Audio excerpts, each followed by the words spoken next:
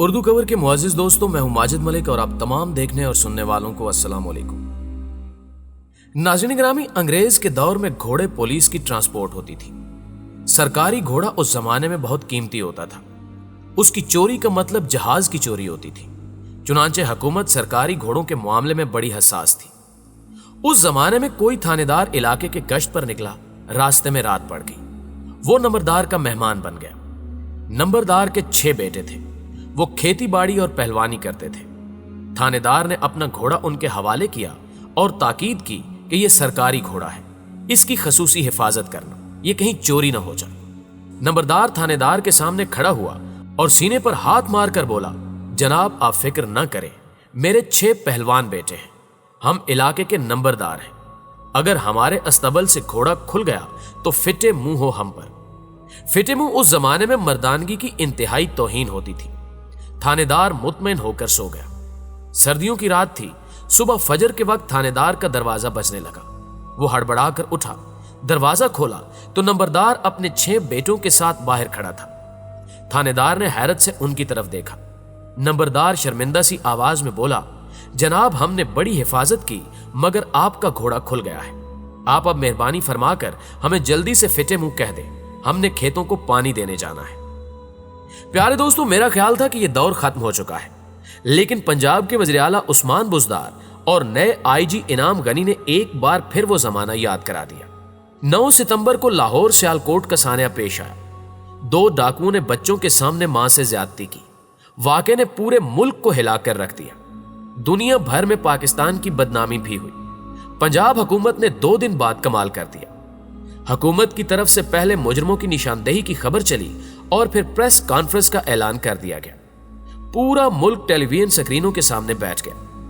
Press conference شروع ہوئی تو قوم نے وزیر اعلیٰ عثمان بزدار، وزیر قانون راجہ بشارت، وزیر اطلاعات پنجاب فیاض الحسن چوہان اور پھر آئی جی پنجاب انعام غنی کا دیدار کیا۔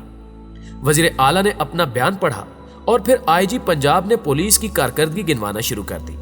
پولیس کی کتنی ٹیمیں بنی، کتنی بھاگ دوڑ کی گئی، اور آخر میں بتایا کہ خاتون کے جسم سے ملنے والا ڈی این اے ملزم عابد علی کے ڈی این اے سے میچ کر گیا ہے۔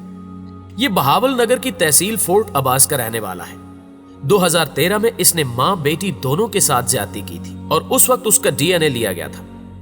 آئی جی پنجاب نے بتایا ملزم کے ساتھ ہی وقار الحسن کی نشاندہی بھی ہو گئی ہے۔ آئی جی نے اس کے بعد یہ بتا کر پوری قوم کو حیران کر دیا۔ پولیس نے جب قلعہ ستارہ شیخو پورہ میں ملزم عابد علی کے گھر چھاپا مارا تو وہ گاڑی دیکھ کر اپنی بیوی کے ساتھ پیدل فرار ہو گیا۔ یہ سن کر پوری قوم سکتے میں چلی گئی۔ یعنی آپ پولیس کی کارکردگی ملاحظہ کیجیے۔ ڈی این اے پنجاب فرانزک لیب نے میچ کیا، یعنی اگر لیب میں مجرموں کے ڈی این اے کا ریکارڈ نہ ہوتا تو پولیس کبھی عابد علی تک نہ پہنچ پاتی۔ شناختی کارڈ، گھر کا ایڈریس اور موبائل سمز نادرا کے ریکارڈ سے نکلی۔ ملزموں کی لوکیشنز اور کال کا ڈیٹا موبائل فون کمپنیوں نے فراہم کیا، لیکن جب گرفتاری کی باری آئی تو ملزم بیوی کے ساتھ پیدل فرار ہو گیا اور آئی جی اور وزیر اعلیٰ بڑے فخر سے اپنی اس ناکامی کو کامیابی بنا کر پیش کر رہے ہیں۔ واہ کیا بات ہے! ناظرین گرامی، آپ اس سے بھی اگلی نالائقی ملاحظہ کیجیے۔ پولیس نے وزیر اعلیٰ کی منظوری سے وقار الحسن کو شریک ملزم بھی ڈکلیئر کر دیا اور پورے میڈیا میں اس کی تصویر بھی نشر کر دی۔ اشتہار تک چھپ گئے۔ پولیس نے اس کے گھر چھاپا مار کر اس کے آدھے خاندان کو پھینٹا بھی لگا دیا اور اس کی ہمشیرہ کو بھی اٹھا کر تھانے لے گئی، اور وقار الحسن نے اگلے دن خود گرفتاری دے دی اور بتایا کہ میرے سالے عباس نے میرے شناختی کارڈ پر سم لے رکھی تھی اور وہ عابد کے ساتھ مل کر وارداتیں کرتا تھا۔ میں بے گناہ ہوں، اور اگلے دن عباس نے بھی سرنڈر کر دیا، لیکن مجرم عباس بھی نہ نکلا، شفقت نکل آیا۔ یعنی آپ کمال ملاحظہ کیجیے۔ پولیس نے صرف عابد کے کال ڈیٹا سے وقار الحسن کو مجرم بنا دیا تھا۔ کسی میں بھی اتنی عقل یا سمجھ بوجھ نہیں تھی کہ وہ کال ڈیٹا کا تجزیہ ہی کر لیتا، وہ یہ کنفرم کر لیتا کہ کیا واقعی یہ فون وقار الحسن استعمال کر رہا ہے۔ ملک میں اس وقت بھی لاکھوں سمیں دوسروں کے شناختی کارڈ پر ہوں گی۔ کیا اس کا یہ مطلب ہے کہ آپ شناختی کارڈ اٹھائیں اور اس شخص کو مجرم ڈکلیئر کر دیں؟ کیا ریاستیں اور حکومتیں اس طرح آپریٹ ہوتی ہیں؟ اور آپ حماقت کی انتہا ملاحظہ کیجیے۔ پولیس کی اس ناکامی کا اعتراف آئی جی وزیر اعلیٰ کی موجودگی میں پریس کانفرنس میں کر رہا ہے اور وزراء ایک دوسرے کو مبارکباد پیش کر رہے ہیں۔ ملک میں یہ کیا ڈرامہ چل رہا ہے؟ लाहौर के आला तरीन अफसर CCPO उमर शेख का बयान टॉप ट्रेंड को भी क्रॉस कर चुका है। शेख साहब ने फरमा दिया था कि खातून को 12:30 बजे अकेले घर से निकलने की क्या जरूरत थी, उसने मोटरवे का रास्ता क्यों चुना और उसने गाड़ी में बैठने से पहले पेट्रोल चेक क्यों नहीं किया। यह बयान नाकाबिले बर्दाश्त था। अवाम की तरफ से शदीद रद्द-ए-अमल सामने आया तो मुशीर दाखिला शहजाद अकबर CCPO की मदद के लिए लाहौर पहुंच गए और उमर शेख को साथ खड़ा करके फरमा दिया इनके बयान का गलत मतलब लिया गया। जनाब सही मतलब क्या था आप खुद वजाहत फरमा दें। इनका बयान यकीनन नाकाबिले फहम था। पूरा मुल्क सोगवार है, लोग शर्मिंदा फिर रहे हैं और आपने खातून को खुद भी सोचना चाहिए था जैसा बयान दाग दिया। यह दुरुस्त है कि यह मुल्क खातून और बच्चों के लिए महफूज नहीं। अमरीकी खातून सिंथिया रिची का केस इस वक्त भी चल रहा है। उसने सरेआम इल्जाम लगा दिया था कि उसे ऐवान सदर में साबिक वज़ीर आज़म यूसुफ रजा गिलानी ने हिरासा किया था और साबिक वज़ीर दाखिला रहमान मलिक ने अपनी सरकारी रिहाइशगाह में उसे ज्यादती का निशाना बनाया। उसने इसकी खौफनाक तफसील भी बयान की। सिंथिया रिची हर दूसरे दिन वकला के दरमियान खड़ी होकर तस्वीर बनवाती है। कराची की पुलिस इंस्पेक्टर गजाला तक ने अपने पुलिस कोलीग्स पर जिनसी हिरासानी का इल्जाम लगा दिया और इस्लामाबाद की सड़कों पर साइकिल चलाने वाली खातून समर खान के साथ भी क्या हुआ। हमारे अखबारात और टेलीविजन चैनल्स पर रोज जिनसी हिरासियत, ज्यादती और रेप की खबरें नशर होती रहती हैं, लेकिन इसका हरगिज ये मतलब नहीं कि पुलिस मुतासरीन को यह कहना शुरू कर दे कि आपको भी रात को बाहर नहीं निकलना चाहिए था।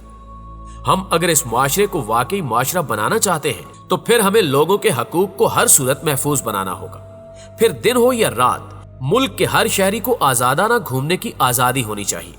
लेकिन अगर पुलिस चीफ ही मजलूमों को यह कहना शुरू कर दे तो फिर बात ही खत्म हो जाती है। इससे आगे फिर अदालतें बचती हैं और ये सूरत हाल अगर इसी तरह जारी रही तो फिर किसी न किसी दिन जज हजरात भी मुदई को कह देंगे कि आपको अपने घर में कीमती चीजें रखने की क्या जरूरत थी। आप नहीं जानते मुल्क में कितनी चोरियां हो रही हैं। या फिर ये कि मकतूल की मां को यह कह देंगे कि आपको मुल्क की हालात का इल्म था, आपने इसके बावजूद भी बच्चा पैदा कर दिया और इसे जवान भी कर दिया, चुनांचे असल मुजरिम आप हैं, क्यों ना आपको फांसी दे दी जाए।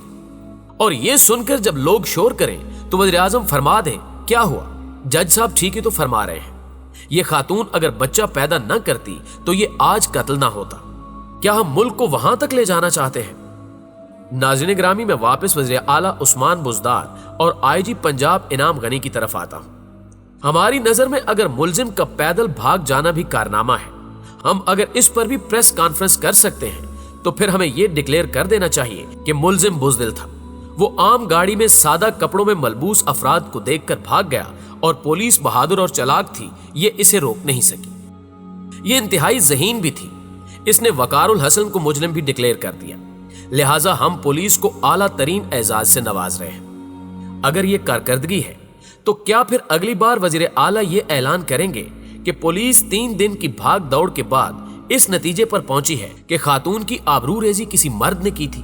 या फिर हम प्रेस कॉन्फ्रेंस बुलाकर कौम को यह बताएंगे आप अगर खातून हैं तो फिर ज़हनी तौर पर तैयार रहें, आपके साथ भी कभी न कभी ऐसा वाकया पेश आ सकता है।